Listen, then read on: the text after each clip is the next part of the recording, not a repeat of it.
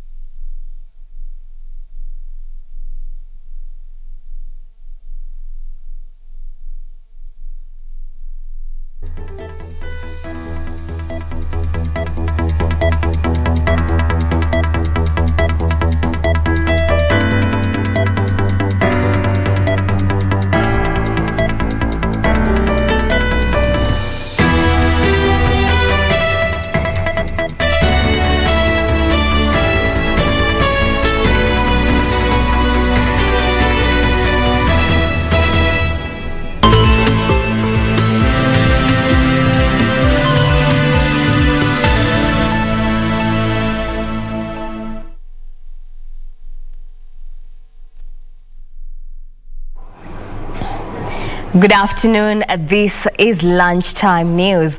My name is Jacky Wambiru. Sign language interpreter is Byron Aboli. Well, we have a comprehensive bulletin lined up this afternoon.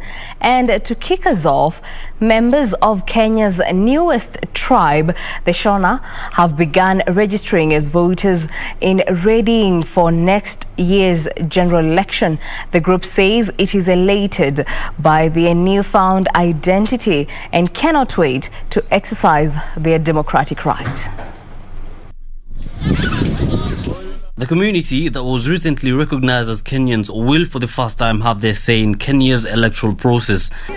Nasikia kama saa hii ndio tumepewa uhuru wetu.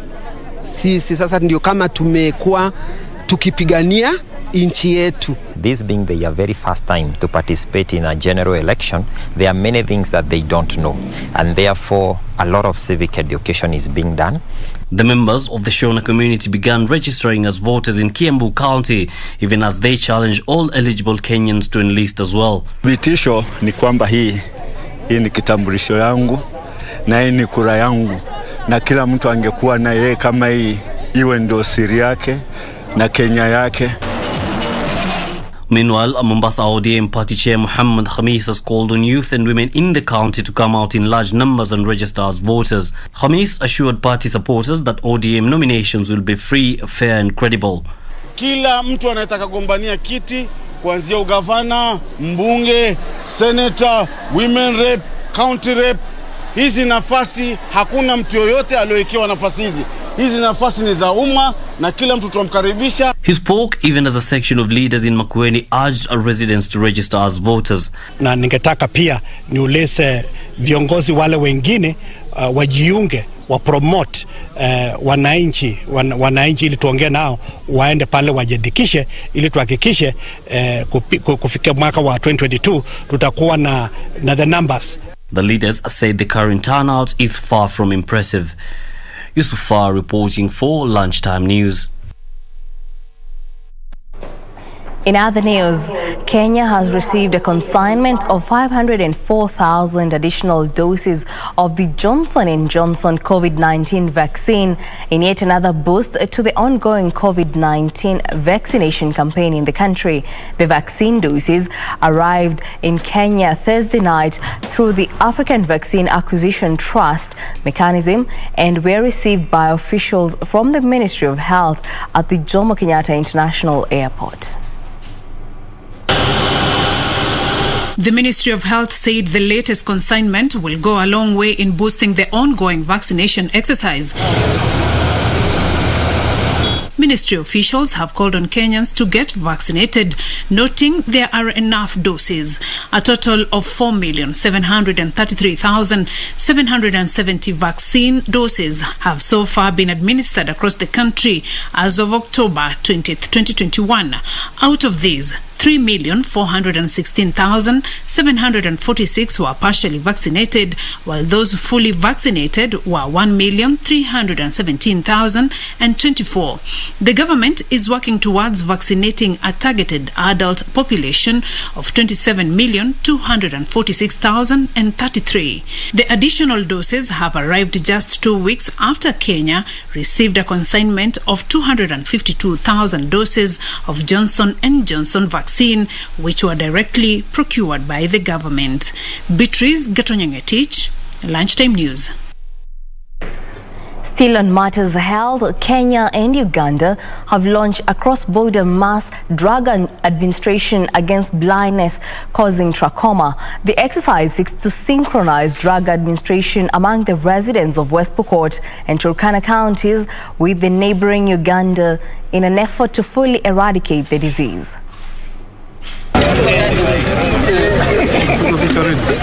The fight against trachoma has received a boost following the launch of a cross-border mass drug administration exercise by Kenya and Uganda. The exercise, which was launched at Amudat district of Uganda, seeks to synchronize drug administration among the residents of West Pokot and Turkana counties with neighboring Uganda. Ugandan State Minister for Karamoja Affairs Dr. Maria Goretti says it will ensure communities living along the common Kenya-Uganda border receive the much-needed treatment. You see, whenever we do drug administration or where we administer the drug, some of the people miss some of the doses because they are the other side of Kenya, and by the time they come back, so it defeats the effort of us administering this together. But then he told me that we are trying to work together to see that we do it jointly with Kenya. The head of Division of Vector-Borne and Neglected Tropical Diseases at the Ministry of Health, Wycliffe Omondi, says there was need to employ a multifaceted approach in the fight against the diseases if the region is to comprehensively deal with the trachoma challenge. So as the endemic countries, we are taking steps to ensure that there is a sustainable avenue to achieve and maintaining the treatment gains. We don't want to see those rebounds. Today we treat, we move from 6 to 2, and then after 3 years we find that again we've risen above the public health importance. So the role of cross-border cannot be overemphasized in reaching the special groups. There's no point for us now to really simply focus on one country or one district and so on, but there should be a collaborative partnership that cuts across the regions, the districts, without these artificial boundaries. This year, the National Trachoma Elimination Program targets to treat over 2.8 million persons across 7 counties of Baringo, Isiolo, Kajiado, Narok, Samburu, Turkana and West Pokot. We want to eliminate trachoma. We find it's a treatable disease, it can be prevented. So our task as the people from West Pokot, as the ministry, as a government, is to ensure that we also try to prevent this. In Kenya, trachoma is endemic in 12 counties with a combined population of approximately 11 million people. Nancy Okware, Lunchtime News. Meanwhile, Baringo County Governor Stanley Kiptis has announced plans to promote all county workers in order to motivate the county's human resource. He says promotions are necessary because some of the county workers have stagnated in their current job groups for years. Speaking during the official opening of a maternity wing at the Kabartonjo Health Center in Baringo County, Governor Kiptis said promotion is one of the best ways of stimulating human resource output. Wengine walienda kusoma university, wamefika masters na alikuwa certificate. Amekaa hapo hiyo miaka yote. Tutafanya redesignation upate haki yako. Imagine wengine wamekaa miaka 17 bila kupatiwa promotion. Kuna moja juzi tumeona amekaa miaka 21 akiwa grade 1. Ndiposa unaona wengine mnalalamika, mnaangalia wafanye kazi, unaona mtu amelala, hakuna motivation. The promotions, which will come into effect on 28th October, will be accompanied by an increase in salaries.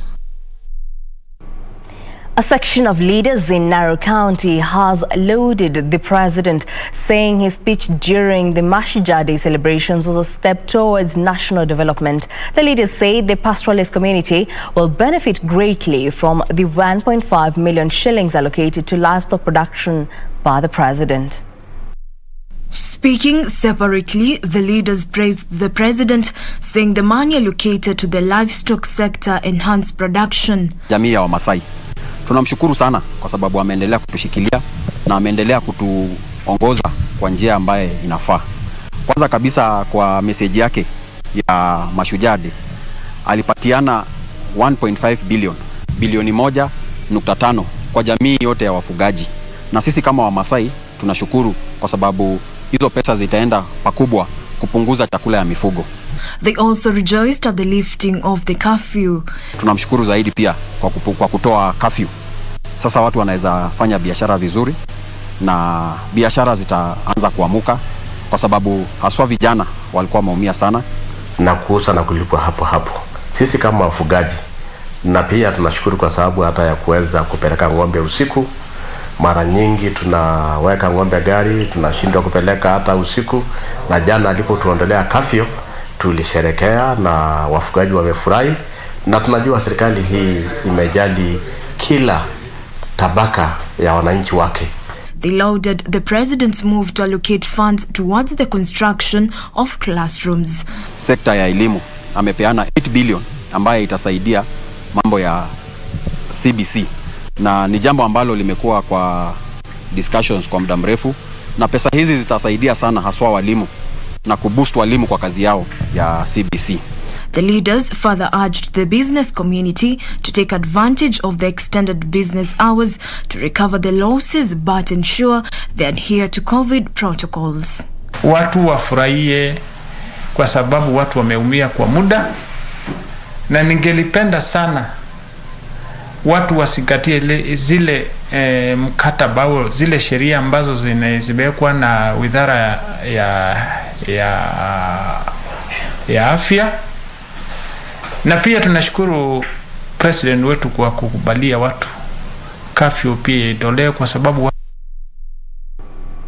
Now, farmers in Mandera County have asked the government to install water canals in Aresa irrigation scheme to boost food security in the area. The farmers called on the government to improve the irrigation scheme, which is the source of livelihood in the drought-stricken area. Elmi Ibrahim, an agricultural extension officer and head of the irrigation scheme, said that the farmers have not achieved a much yield due to inadequate water supply caused by water shortage, irregular rainfall patterns and poor water management in the area. Hii scheme ina line moja ya irrigation scheme. Vile mnaona kuna 700 meter canal, concrete canal ambayo county imewajengea. Hiyo line tu ndio sasa huwa wanatumia for irrigation system. Ndio imeleta conjunction ya wakulima mpaka wakaanza kufanya creation mwenyewe. Bambi yao ni moja. The scheme, which was established by the government along River Dawa in the early 1970s to solve food insecurity, has not yielded bounties as expected. He said out of 360 hectares of irrigation, only 160 are productive. He said farmers have adopted intercropping, which will produce a greater yield in the future. He urged the government to set aside resources for the Aresa irrigation scheme to curb food insecurity and alleviate poverty. Hii ndio sasa imekuwa mahali ya kusustain mifugo yao pamoja na maisha yao yote. Hii area kidogo unaona ndio wanategemea, wanakimbilia kila asubuhi jioni. Ukoona hii nyasi hata kufanya weeding ni shida.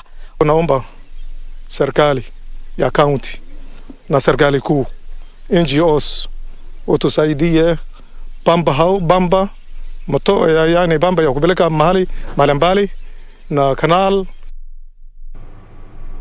Now from matters agriculture, bar owners in Kiambu County have expressed delight at the government's decision to relax restrictions on the operations of bars. The bar owners say the move will open up the economy, even as they pledge to abide by COVID-19 protocols.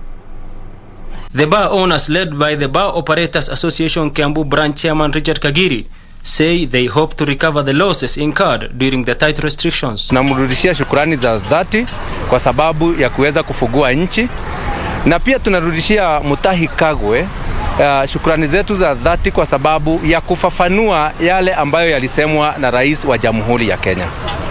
Sisi kama wenye vilabu tumepitia katika shida nyingi, na ninarudishia watu wote ambao wanafanya biashara hii yetu kwa sababu hawakugoma, hawakwenda kwa barabara, lakini walitii na tukaweza kuvumilia. The association says it will stick to the ministry's guidelines to avoid another possible COVID-19 wave of infections. Tisha hata wafanyikazi wetu waweze kupigwa chanjo, watu wafanyi biashara waweze kupigwa chanjo, hata hao customers ambao wanakuja kwetu tutafanya hamasisho ili pia waweze kupata chanjo. Kagwe ameongea, tunashukuru. Hospitality hii akasema imekuja kukua chini sana, so akatutetea at least tukakuwa tunafunga saa 3. Saa hii nilikuwa nimeachwa na wafanyikazi wawili, sasa naona nitaongeza kama wengine wawili ama 3. They however called on police to enforce COVID restrictions within the confines of the law. Yusuf Hilo, Line Time News. 29 pupils at Vaso Primary School in Kulamau area of Isiolo County have been gifted uniforms, face masks and sanitary towels by a philanthropist from the region. Mwenda Thuranera says the donations will go a long way in ensuring learning goes uninterrupted. Mwenda Thuranera says the true mark of a responsible society is indicated by the manner in which it treats the less privileged. Thuranera urged well-wishers to come together and help improve the standards of learning in the area. Tunafanya hii mambo wasi ndio waikezaji wengine pia, watu wengine kama mimi wataguswa roho na wakuja wasaidia watoto, sababu at some point serikali yetu imeshindwa na kazi yake. According to the school head teacher Charles Githaiga, the donation of uniforms to the kids from poor backgrounds will go along in boosting their self-esteem and consequently enable them concentrate better in their studies. Lakini imbidi tulipomnunulia hizo nguo, saa hii ako sawa kabisa. Hata performance imeenda juu. Kwa hivyo hata hizo uniform ambazo wakikosa performance inaenda chini. So uniform tunashukuru, tunasema ni asante. Lucy Nguru, a parent at the school, lauded the move by the businessman, acknowledging the fact that most parents were really struggling to provide the basic commodities to their children. Changamoto kubwa sana kuhusu watoto wetu. Watoto saa zingine unaona mzazi hana shilingi yoyote, inaleta shida hata kwa kukula, mpaka unaona mtoto anaishiwa na manguo, anaenda akiwa anajifunga hata fulana ama kitu kingine kile chochote anafunika ile uchi yake isije ikapatikana.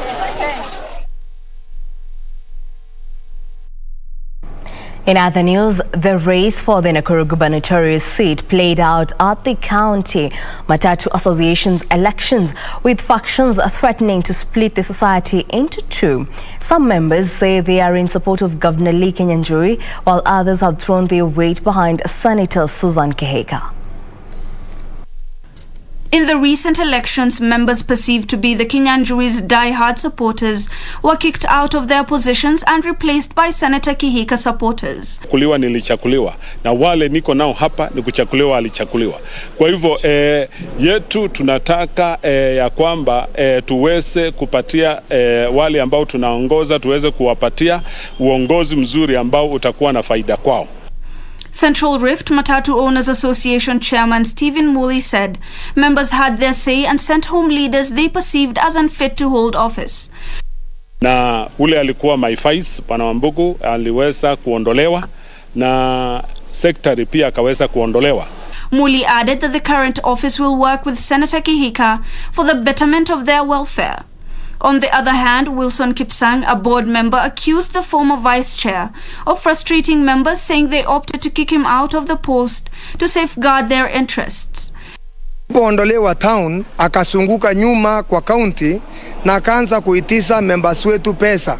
Alipoanza kuitisha watu pesa, hiyo ndio sababu kuu tulimuondoa yeye. However, Wambugu in his rebuttal said he does not recognize the office holders, accusing Muli of working in cahoots with some political leaders to micromanage the association. Bwana Muli aliitisha uchaguzi ambayo haukuwa halali.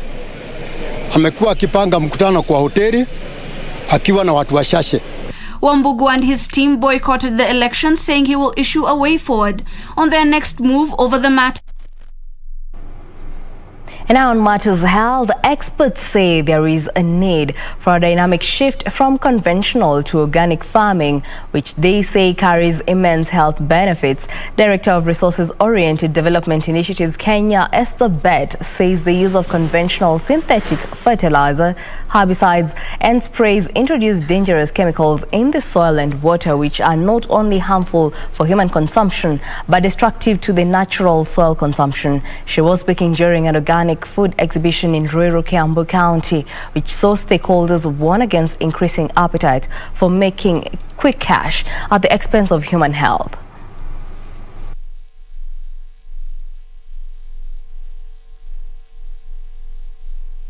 Kama wewe ni mnunuzi wa chakula, ni vizuri kujua chakula unayonunua imenyunyizwa madawa aina gani, yana madhara kwa mwili yako ama yana madhara kwa mchanga, kwa sababu wanunuaji wakikataa kununua chakula ambayo imezalishwa na madawa, tutawacha kutumia dawa katika nchi yetu. Tungependekeza counties zote siwe na kupitisha bills ambazo zinaleta policies ambazo ziko na neighboring environment. Kwa extension officers pia wao wakiongea na wakifundisha mambo ya agroecology ama organic farming bila kuwa na wasiwasi, kwa sababu hiyo ni utajiri kwetu. Lakini tunapohimiza ukulima ule wa kawaida, ni utajiri unaenda kwa wengine, mazingira yetu inaharibika zaidi, nasi tunadhoofika hata afya zetu zaidi. A new concept of serviced apartments is taking shape in Nairobi, with real estate firms investing in the new venture that mainly targets expatriates and the upper middle class segment. COVID-19 led to subdued demand for serviced apartments, with investors now projecting a rebound in demand fueled by vaccinations and reduced containment measures. According to Val, a real estate CEO Majid Saad, serviced apartments also target international and local business travelers. Data from the Kenya National Bureau of Statistics indicate that pre-COVID, serviced apartments commanded high occupancy rates of above 70%, compared to hotels in Nairobi at 35.5%, helped by international travelers who stay for more than 2 weeks in the country.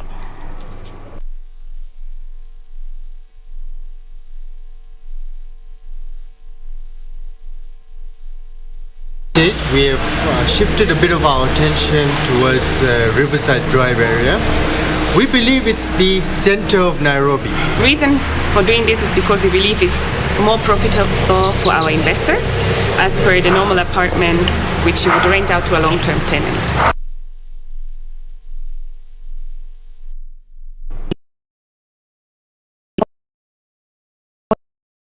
policy to take care of police officers who are injured, hospitalized or disabled in the line of duty. NPSC Vice Chairperson Dr. Alice Otwala says the Commission has established that many police officers are living with illnesses and disabilities they sustained in the course of duty. Let's take a look. The police and other law enforcers put their life on the line on a daily basis as they seek to protect the lives and livelihoods of Kenyans. In so doing, some end up hurt, permanently maimed, and in certain situations, they will pay the ultimate price. They were recruited when they were strong and able people. But because of their work that is stressful, their work that is normally challenging, in areas such as this, which is Garissa and bandit prone, they find themselves either short or falling sick, and from time to you find that there are officers who then have to live the rest of their lives for things which they found in the course of their work. The National Police Service Commission, NPSC, is seeking to create a policy to take care of officers injured in the line of duty. To find out a policy that can address this matter, you need to do an assessment. And we have done this in Nairobi, we have done this in Rift Valley, we have done this in Nyanza, and we are here in Garissa to address this matter. NPSC Vice Chairperson Dr. Alice Otwala said the Commission as an employer will engage officers on how best to take care of their welfare. Caroline Kamar reporting for... Still on matters health, the Council of Governors has welcomed the green light by the courts that allows counties to buy drugs and non-pharmaceuticals from other suppliers. The court quashed the law which restricted the devolved units to purchasing the commodities from the Kenya Medical Supplies Authority only. Speaking during a public participation in Lugari Sub-County, Kakamega, Governor Wycliffe Oparanya lauded the move, saying it comes as a reprieve to counties that are facing a persistent shortage of drugs.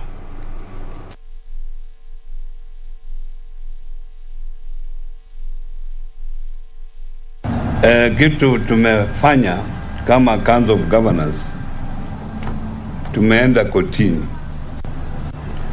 kwa sababu nchi hii uko uhuru wa kununua kitu unataka kununua mahali popote ambapo bei ni nafuu. So tulienda kotini na kotini mwezi huu imeamua tuko sasa uhuru kununua madawa mahali popote.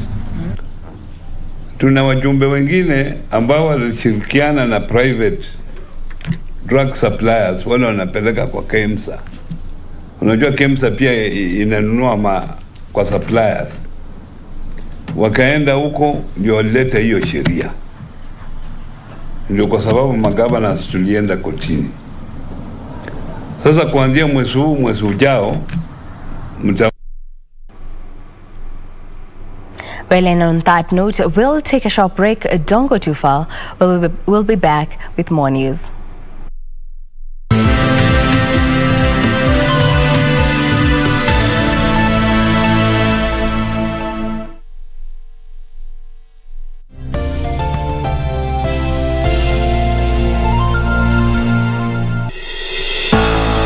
$22 deaths in the last 9 months and 19 collapsed buildings.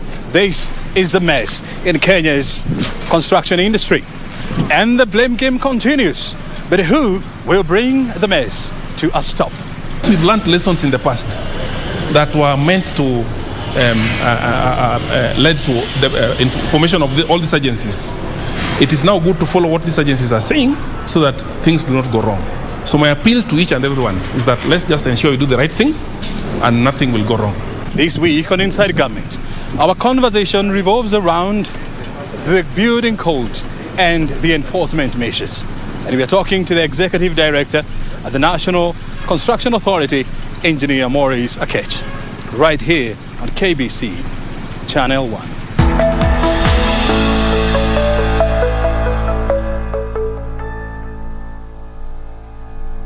Hi, my name is Sharon Obara, Miss World Kenya 2021. Be sure to catch my conversation on KBC Channel 1 alongside the beautiful Shiksha Aurora on Easy Fridays. See you then. cheza chini chini. It's a Monday, but I'm on a Friday vibe. Tuesday, but I'm on a Friday vibe. Ooh, cheza chini chini. Ooh, cheza chini chini. Log on to the KBC website at www.kbc.co.ke to get the latest breaking news, entertainment, sports, politics, lifestyle or business trends from Kenya and around the world. Never miss new episodes from your favorite TV shows, reruns and movies. Just stream online or watch live on your YouTube channel at KBC Channel 1 TV shows. For the day's biggest stories, trustworthy news and family entertainment, log on to KBC Channel 1. Watch what you want anytime, anywhere.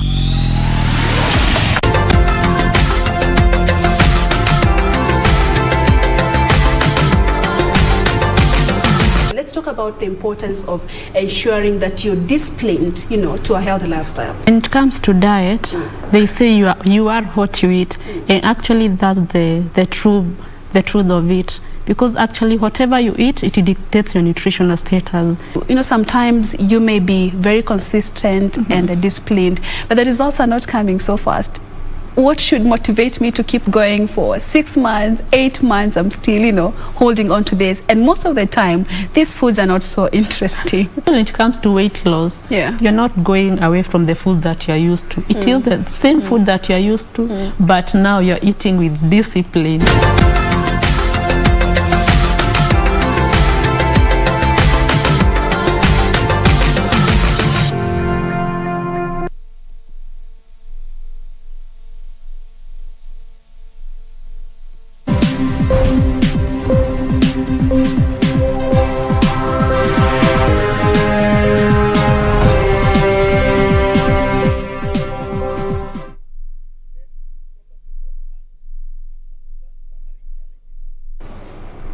Welcome back. Now let's talk business.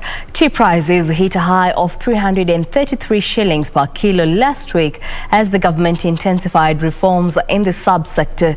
Despite a 9% drop in production, earnings were cushioned by the improved tea prices at KTDA managed factories.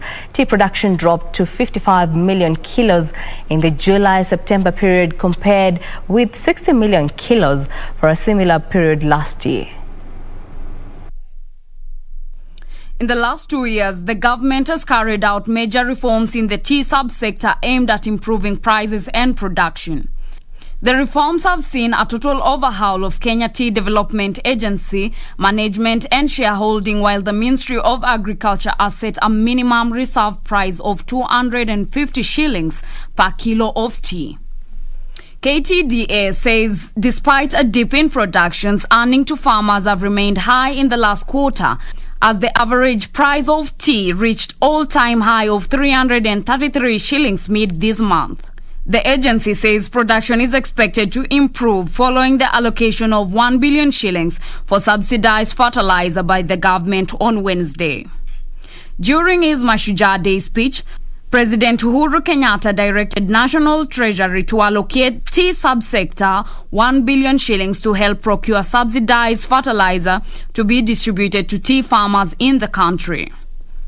KTDA says production will further be boosted by Kenya's directive aimed at lowering the cost of tea farming inputs.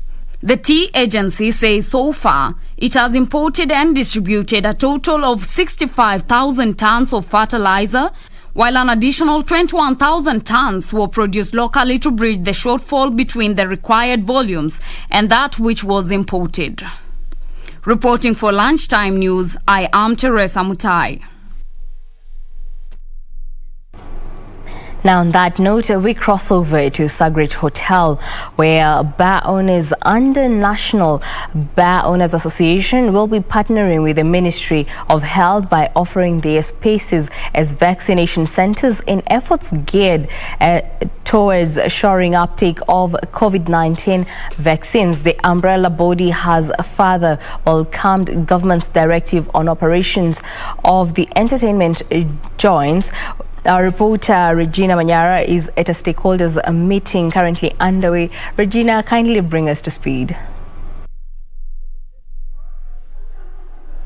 Good afternoon to you, Wambiru. That is correct. There was a stakeholders meeting here earlier, just trying to put the sector and matters of the directive into perspective. We're coming to you live from the Sagret Hotel, right? And there's been a conversation around how will then the revelers identify which joints are going to be closing doors at 11 p.m. or nightclubs that are going to be operating into the wee hours of the night. To better put this into perspective is none other than Boniface Gashoka, who is the Secretary General of the Bar Owners Association of Kenya. Good afternoon, sir. Good afternoon. So from this particular stakeholders meeting here, one question is, how will Wanjiko identify bars or other joints that are going to be operating 24 hours and those who are going to be closing at 11 p.m.? My name is Boniface Gashoka. I'm the Secretary General of the National Bar Owners Association. According to the licenses that have been issued by the county governments, there is a difference between the bars, the restaurants, and the hotels. So those establishments that opens their businesses from 5 to 11, those are small bars and kegs. The others that operate from 10 to 11, those are restaurants. So there's another category of the clubs that are supposed to open at 3 a.m. And then there is the hotels, which are supposed to go for 24 hours. And I think historically, our customers know which ones are supposed to close at what time. Now, other than that particular distinction, what is the Bar Association doing to ensure that, we show up capacity in as far as the vaccination against COVID-19 is concerned? This day, we came here, first of all, to thank the President for giving us an opportunity and the whole government. And on issues to vaccination, we are also saddened by the small percentage of 5% and the low turnout of people who are not going to vaccinate. And that is why today we have offered all our 54,000 hotels, bars and restaurants for free to the Ministry of Health to use them as vaccination centers. And they're free to use any facility they want in our hotel. We are still consulting because we also want to go the Spain way, so that any place, so that we are also going to offer one beer for any other person who's not vaccinated. The purpose and the spirit is the alcohol industry is determined to ensure that vaccination is taken in the highest level possible. Also, one of the things that we've realized from the government is they had a very great worry to reopen us and give us the freedom because of compliance. We are going to invest in training our people, in facilitating compliance, and also we've already started the program. We have the first program, we call it Raising the Bar, where is a training. We are targeting all our employees and the management. We've also started a school. Actually, it's a school where we will be issuing certificates, and it has even a syllabus where we are going to train people on compliance and train people on COVID protocol. So we are determined as an industry to ensure that COVID protocols will be followed to the letter. What about the issue of social distancing, especially in these nightclubs? Now, social distancing, I know it was one of the worries of the government, and also is a worry of our customers. You cannot be issued today with a license to operate without fulfilling COVID protocols. Social distance is one of them. And also, even the COVID protocols is well defined because these are protocols that we wrote them, we own them. So these are laws that we gave to ourselves. So you cannot be issued, and that's why we're saying that we are calling on our members not to lower the bar on COVID protocols, because these are things that we've operated. This is the new norm, and this is the culture. Just the same way that Mutudo law came and there were pressing problems. Right now, our members have already accepted that this is a new norm, and that's why we're calling on them that let us not lower the bar. 90,000 jobs were lost during COVID in the entertainment industry. With this new directive, what are your expectations going forward? Actually, let me correct you. We lost 15,000 bars. We closed 15,000 bars. We lost a manpower of 250,000. And the net worth, the worth that we lost, worth of business is 150 billion. This industry will not recover at once. It will take us 10 years for us to recover. But there is hope. There is a glimpse of hope for the children whom were highly talented, and we relieved them because we had no option. There is a glimpse of hope because with more operational hours, we will admit more into the bar. So what we're telling them is, let them prepare. As we're coming back to business, we will continue getting them in. As we are running up to the general elections 2022, does the industry, is the industry worried, or what are your sentiments around this time where we are doing campaigns and come the general elections? The National Bar Association does not engage in any political activities, but the general election is a national issue. So what we're calling on, and this has really been our passionate cry, we're calling on our politicians to be responsible with COVID issues. And also we're calling on Kenyans, if you must attend a political activities, please mask up. Attend it, it is within your constitutional, but please mask up. And also we're calling on our leaders, when they go there, let them talk about compliance to the COVID control. So the other thing that about politics that comes with us, we are welcoming the politicians into our establishments, into our conferences, and also into our drinks. The only thing we are calling is responsible drinking. Responsible drinking. Well, there you have it, Wambiru there, the Bar Association of Kenya calling on its members to adhere to the laid down COVID protocols there, with the new directive offering a glimpse to an industry was somewhat non-existent in the COVID year that was 2020. I'm Regina Manyara. You're watching Channel 1 Lunchtime News. Well, thank you so much, Regina Manyara, bringing us to speed on how the bar operators have taken the decision to relax restrictions on the operation of bars. Now, moving on, Sharia Sacco plans to construct a 3 billion shillings office complex in Upper Hill to diversify their asset portfolio. The Sacco says the planned twin tower will host offices, hotels and recreational space, is geared at de-risking its investments offering. The district of Nairobi has of late become the hottest office and hotel location in Nairobi, with gleaming skyscrapers dotting the once sleepy residential suburb. The area, which has undergone a rapid infrastructure expansion in the last 5 years, is expected to welcome a new client, Sharia Twin Tower. The multi-story office and residential complex is expected to be completed before the year 2025. The national chair of the Sacco, Justice Patrick Kiage, says the residential units will be sold to members at an affordable price as an investment. We are here as part and parcel of member engagement to ensure that there is public participation in a project that we are set to embark on of developing our new headquarters in Nairobi. Sharia Sacco Vice Chairperson Rosalyn Aburili says the building will be constructed using the current best green practices and ensure the members own the project fully after completion. The venture into real estate is part of the Sacco's plan to diversify their investments and improve their dividends payout. The Sacco, which boasts of 15,000 members currently, has an asset base of 7.1 billion shillings with a loan portfolio of 6.1 billion shillings. Each one of us as members of Sharia Sacco to be partakers of this project without mortgaging it to somebody else, because that is a threat that we do not want to enter into. Reporting for Lunchtime News, my name is Hibak Said. Moving on, Tata Limited Kenya has partnered with local banks to lower lending rates for procurement of vehicles to potential clients. The vehicle manufacturing company has rolled out a credit facility initiative to empower business people in the transport industry in order for them to own vehicles that will lease their operation. In the deal, clients are to initially meet the 5% cost of each vehicle, while 95% of the costs will be paid by the banks. For business people who would not meet the requirements, the company will finance them through its alliance subsidiary of up to 80% of the vehicle's total cost. During a sensitization session by the company's sales manager Michael Oroko in Kisii Town, the participants were assured of the value of investment on the affordable but competitive 5-year guarantee credit facility. As you can be able to see on the banner, up to 95% financing, which is a good thing to customers. So when it comes to in terms of financing, we've got a company called Alliance Finance for those people, for those traders who might not wish to go through the commercial banks.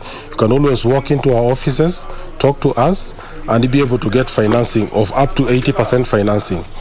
According to the manager, the company will initiate a dealership networking in the East African region for ease of access of the products by the consumers. Oroko also disclosed on the opening of a service center by the company in Kisii town, geared towards cutting down maintenance and transportation costs for its products. And basically, we've been able to take in your feedback about basically bringing a service center in Kisii, something that we will work on and maybe bring it on board as soon as possible. Reporting for Lunchtime News, my name is Hibak Said. Members of the Maasai community have been urged not to sell their land after receiving their title deeds. The community, which neighbors Amboseli National Park in Kajiado South Sub-County, has been urged to embrace tourism as an economic venture by setting up private wildlife sanctuaries, tourist hotels and lodges in their respective lands. The community has been coexisting with wildlife over the years. A bunch of 700 title deeds to members of Olgulului Olalarashi Group Ranch. Kajiado Governor Joseph Lenku challenged the community to rise up and seize the multiple opportunities from tourism industry. This is considering that most residents reside within the Amboseli Wildlife Circuit. Tunajua kwa miaka mingi sisi tumekuwa tukiangalia mambo ya utalii na macho hapa Amboseli. Hatuja kuwa na lodges zetu. Hatujaridhika na idadi ya watu wetu wanafanya kazi sehemu hii, na wao kutenga conservancy zao ni kusema jamii ya Maa wanasema tutaingia mbele, mstari wa mbele katika mambo ya hifadhi, katika biashara za kitalii na katika ujenzi wa taifa letu. Hatua hii itapatia community hii nguvu ya kiuchumi. Tourism will help the community be economically empowered and create employment for young generation. Members who received their title deeds lauded the initiative, saying it was a breakthrough after years of waiting for freedom to use their land. Na tunawahimiza namna hii, jameni, ukishika title deed yako, iwe ni yako na watoto yako, lakini usiuze. Ninakuomba sana, usiuze. Over the years, part of the group ranch land used to be leased out to wildlife conservators by group ranches at a mere fee, to the exasperation of members. With the successful subdivision of the group ranch, more than 12,000 members are still expected to receive their title deeds. Reporting for Lunchtime News, I am Teresa Mutai. Reforestation at Moore Hills in Machakos County went a notch higher with the planting of 1,400 trees. The initiative by the area residents is aimed at conserving Moore Hills, that is a water catchment area for Machakos and its environs. Legend marathoner Douglas Wakihori supported the efforts by leading a 10-kilometer run in the area to raise awareness about conservation.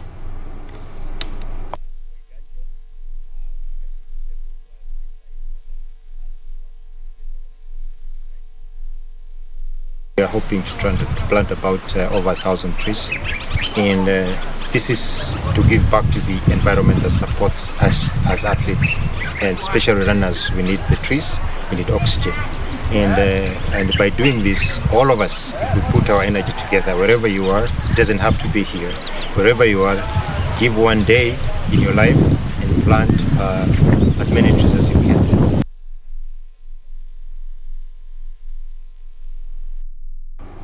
Israel is set to construct a new onshore pipeline to Egypt in order to boost natural gas exports to its neighbor in the wake of the recent tightening of global supplies. Here are the details of these and other stories from across the African continent. The pipeline, which will connect the Israeli and Egyptian natural gas grids through the north of the Sinai Peninsula, is estimated to cost around $200 million and could be operational within 24 months.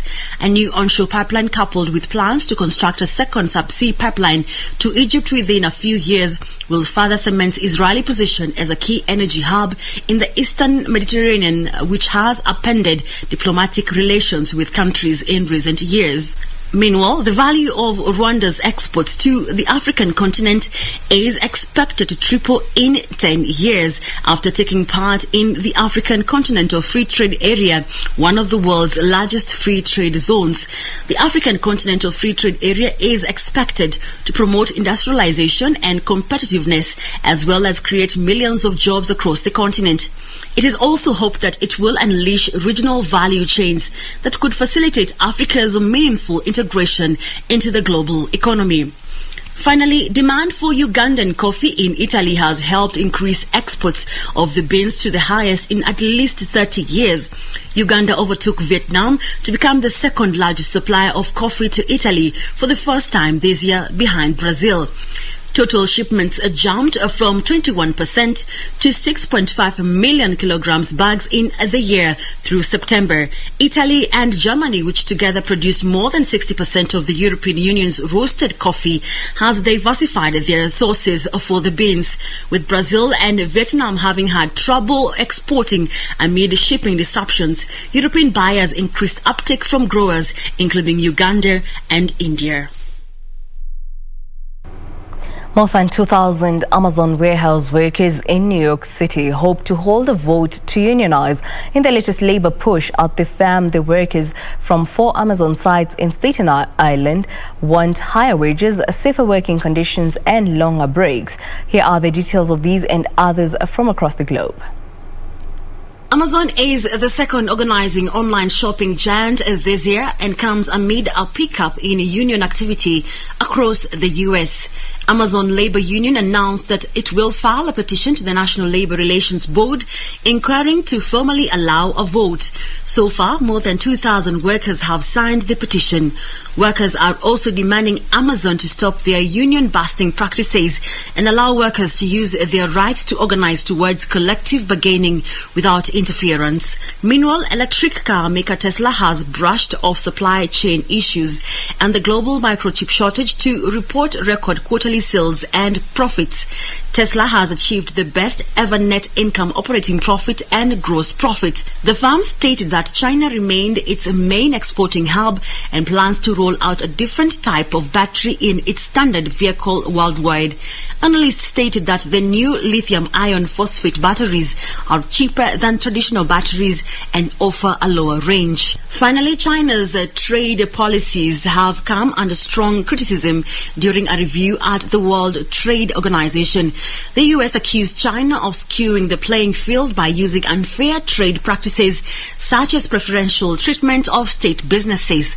Meanwhile, Australia said the country's behavior was inconsistent at the WTO review in Geneva.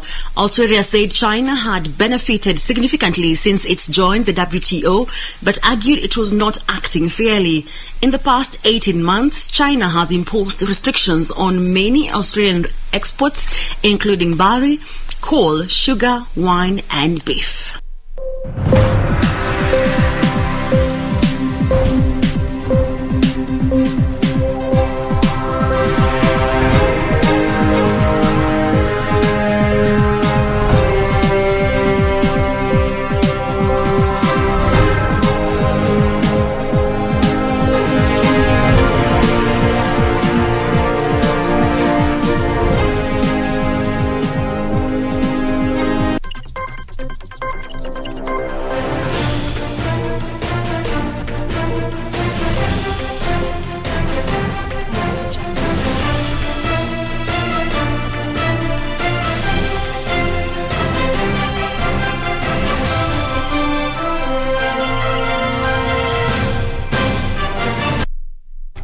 And now on matters sports, the national boxing team hit squad left the country last night ahead of the World Boxing Championship in Belgrade, Serbia.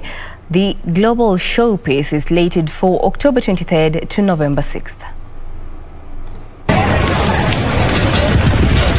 The Kenyan boxers will be aiming to redeem themselves after a poor run in their last global outing at the Tokyo Olympics. The Kenyan contingent will be led by 2015 Africa Boxing Championship lightweight gold medalist Nico Koth and Africa Zone 3 super heavyweight gold medalist Eli Ajoy, bantamweight Shafi Bakari, featherweight Martin Odur, light welterweight Victor Odhiambo, welterweight Joseph Shigali, and light middleweight Boniface Mugude are also in the Kenyan team. champion lazima ushinde champions. So tunatarajia tuko tayari kwa mashindano ambayo tutapata. No respect for reputations. Tutakuwa tayari kuwakilisha nchi yetu kwa njia inayofaa. Martin Maina will be the only boxer making his debut in the Kenyan team. The Kenyan squad to Belgrade has 13 boxers. Kenya's Joyce Ndirango maintained her lead on tie break in the women's section at the ongoing